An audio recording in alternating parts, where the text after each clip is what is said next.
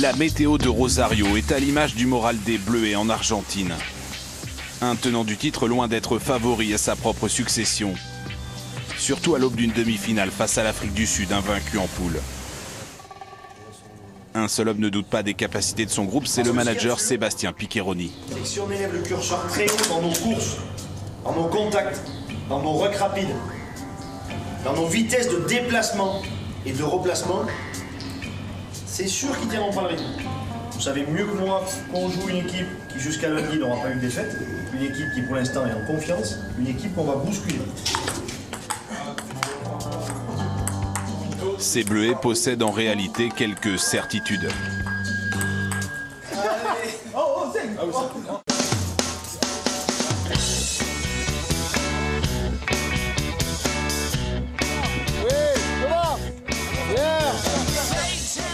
Car ces Bleus balayés par l'Argentine lors du dernier match de poule se doivent de montrer un autre visage. La sortie, ouais. Terminé, maintenant on va bien récupérer, ce soir on va bien dormir et demain feu les mecs, hein, parce que ça va taper, pas plus. Les Argentins ils ont gagné parce qu'ils étaient plus rudes que nous à l'impact, ils étaient mieux préparés. Hein. Donc on n'a pas le droit deux fois, hein, se faire humilier deux fois, moi j'ai pas envie, je vous le dis. Donc on combat demain, tout le monde, du 1 au 15. 1, 2, 3, France. Yann ? Ouais, touche.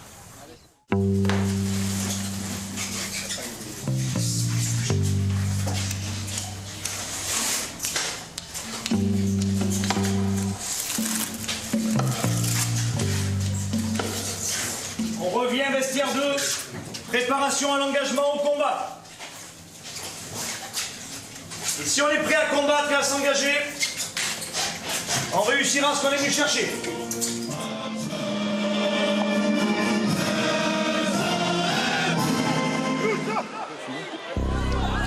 Les Bleuets en blanc métamorphosés retrouvent leur cohésion collective. Jordan Joseph marque l'unique essai français. Le demi d'ouverture Louis Carbonel réussit un 5 sur 5 au pied.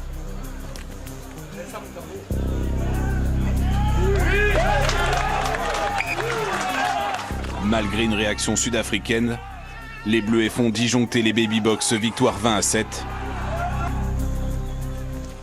Les Français s'offrent le droit de continuer l'aventure.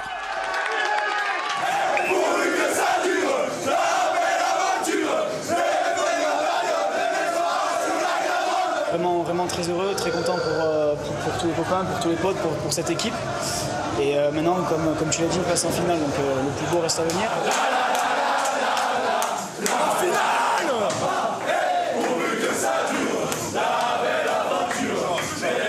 Je crois que le groupe de joueurs, dès le début de la saison, voulait se créer sa propre aventure, était très déterminé à écrire son histoire. Donc c'est plutôt une nouvelle page du livre qui va s'écrire. Quoi qu'il en soit, le livre se refermera avec une finale de Coupe du Monde, mais je crois qu'ils ont envie de conclure de la plus belle des manières.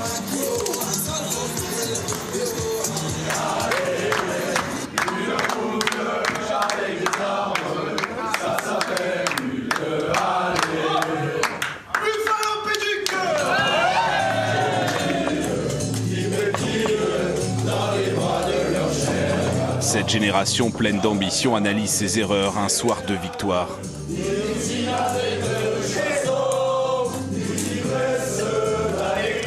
Cela coïncide avec le retour du Grand Bleu dans le ciel de Rosario.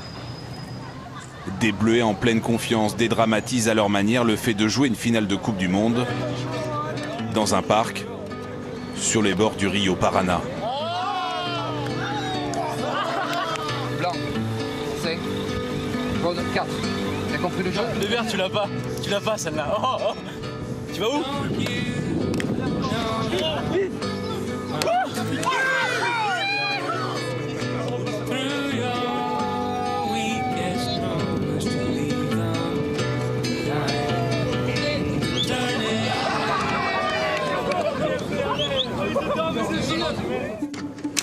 Pendant ce temps-là, le staff s'active à mettre ses hommes dans les meilleures dispositions. État des lieux physiques de tous les joueurs. Eglen, Gérassi. Il va mieux sur son avant-bras. Il est quand même encore sensible. Moi, j'aurais eu tendance à éviter les contacts aujourd'hui. Donc échauffement complet. Du coup, il passe pas par toi. Non, non. Et il reste avec toi. Toi 100% et il finit les extras pour voir avec Aubin. Comme prévu, préparation spécifique et personnalisée pour Kylian Gérassi, le deuxième ligne. Limite, tu vois, défense de bord de ligne, pas de but. Donc très bas, limite, tu poses un appui au sol. D'accord? Dans 5, 4, 3, 2, 1, c'est parti. Cible. Voilà, parfait. Cible, change. Prêt, go! Ouais, super. Et souffle. 48 heures avant la finale, staff et joueurs s'offrent un dernier instant de décompression. Les jeunes bleuets toucheront la barre en premier. De quoi démontrer une nouvelle fois toute leur force collective. Mais la victoire de ce groupe se profile sans doute au bout de ce tunnel. Je vous demande de bien mûrir votre comportement, de faire preuve au minimum du même niveau d'exigence. Si chacun d'entre nous est bien éveillé, bien concentré, bien précis, et bien collectivement on fait des grandes choses. Des grandes choses. Pour conserver ce trophée conquis un an plus tôt à Béziers, les jeunes Wallabies visent, eux, un premier titre mondial et affichent d'entrée leurs ambitions avec cette percée de l'arrière Lucas, prolongée par l'essai de l'ailier Nawakanei Tawaze. Cueillis à froid les Bleuets, mais plein de ressources pour répondre à l'Australie 5 minutes plus tard. Les tricolores enchaînent dans l'axe et le talonneur Théo Lachaud conclut. Son partenaire de Toulon, Louis Carbonel, transforme 7-5. Dans cette finale, Français et Australiens se rendent coup pour coup et c'est un autre talonneur qui s'illustre. La chevauchée de Lonergan fait mouche. L'Australie mène alors 13-10. La réplique française née d'une prise en touche du Rochelais Haddad, bonifié par ses partenaires du pack. Le pilier agenais Alex Burin surprend tout le monde et même l'arbitre qui s'appuie sur la vidéo pour valider l'essai. 18-13 avantage aux Bleus à mi-parcours.